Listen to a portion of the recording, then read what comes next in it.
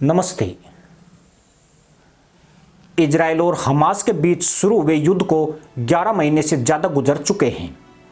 इस जंग में हमास को भारी नुकसान उठाना पड़ा है। इसके बावजूद जंग का अभी तक कोई ठोस नतीजा नहीं निकल पाया है। आंकड़ों की माने तो इस युद्ध में अब तक 40,000 से ज़्यादा जिहादी हूर मिशन पर जा चुके हैं।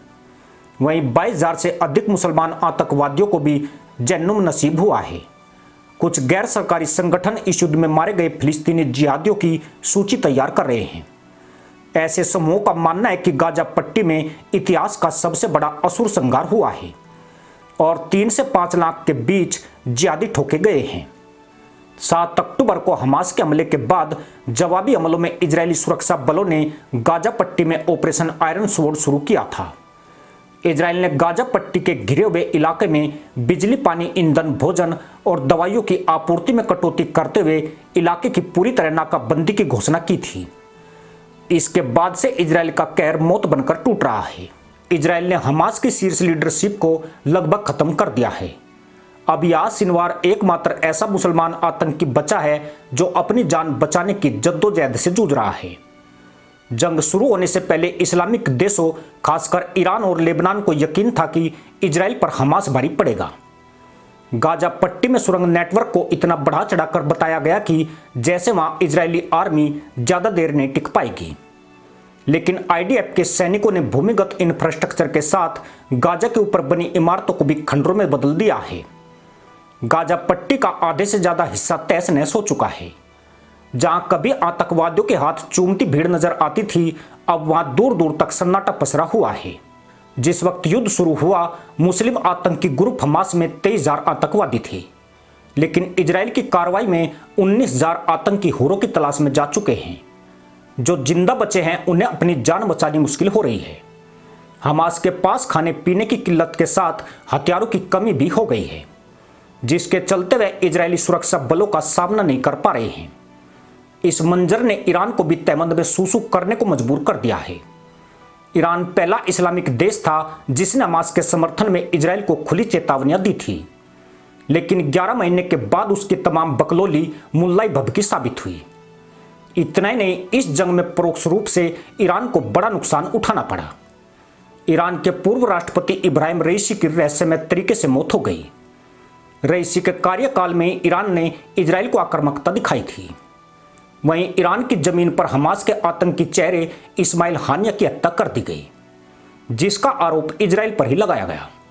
पर इतनी जलालत झेलने के बावजूद भी ईरान का कोई मुल्ला तहमत चढ़ाकर मैदान में नहीं आ सका, सिर्फ घर में बैठकर इजरायल को धमकी देते रहे। दरअसल वास्तविकता यही है कि ईरान या बाकी इस्लामिक दुनिया कितनी भी टोपी उछाल ले, वो इजरायल के हाथों गाजा के जिहादियों को मरने से नहीं बचा सकते हैं। कहने वाले तो यह भी कहते हैं कि हमास और फिलिस्तीनियों को मरवाने के पीछे ईरान की भी चाल है। ईरान एक शिया बहुल देश है, जबकि फिलिस्तीन में सुन्नी मुस्लिम आबादी रहती है। फिलिस्तीन हमेशा ही अरब देशों के करीब रहा है और अरब के साथ ईरान का कभी तालमेल नहीं बैठा। कई बार सुन्नी मुस्लिम देश भी हैरान रह गए जब ईरान ने हमास के पक्ष में जरूरत से ज्यादा हमदर्दी दिखाई। वहीं एक भी सुन्नी देश फिलिस्तीनियों के लिए इतना आक्रामक नहीं हुआ। सवाल उठे कि ईरान भलाई लेने में इतना ज्यादा क्यों उछल रहा है। यह सवाल तब और पेचीदा हो गए जब तेहरान के भीतर इस्माइल हानिया को ठोक दिया गया। ऐसे में जवाब यही बना कि रईसी की मौत एक हादसा थी और ईरान इजरायल के बीच रॉकेट युद्ध सिर्फ एक दिखावा था, क्योंकि कई बड़ी घटनाओं के बाद भी इजरायल ईरान जुबानी जंग से आगे नहीं बढ़ पाए। खास बात यही है कि फिलिस्तीन या हमास का ईरान के लिए कोई रणनीतिक महत्व नहीं है, लेकिन उसके खात्मा होने से सुन्नी मुसलमानों के आतंकी संगठन का वर्चस्व इस इलाके से जरूर कम हो जाता है। वहीं लेबनान में मौजूद ईरान के प्रोक्सी शिया आतंकी समूह हिजबुल्लाह का प्रभाव बढ़ता है। सीरियाई गृह युद्ध को ईरान कभी नहीं भूल सकता है। इस युद्ध में हमास ने सुन्नी असद विरोधी विद्रोहियों का समर्थन किया था। वह सीधे सीधे ईरान के खिलाफ खड़ा था। हैरत की बात नहीं है कि हमास आज भी अपने स्टैंड पर कायम है। इसका साफ मतलब यही है कि सीरिया को लेकर ईरान और हमास अलग अलग दृष्टिकोण रखते हैं।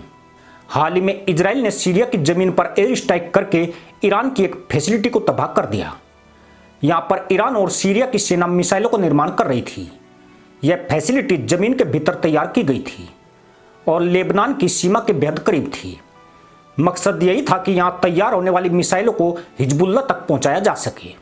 मजे की बात यही है कि ईरान के इस ठिकाने की जानकारी अमेरिका ने इजराइल को दी और अमेरिका तक यह जानकारी असद विरोधी समूह द्वारा पहुंचाई गई। यानी मुल्लाओं की टोपी उछाल प्रतियोगिता में अमेरिका और इजराइल जमकर फायदा उठा रहे हैं। जहां एक और हमास खात्मे की ओर है, वहीं इन दोनों का संयुक्त दुश्मन ईरान भी बड़ी चोटें झेल रहा है। इसी के साथ अनुमति दोस्तों, जय हिंद, वंदे मातरम।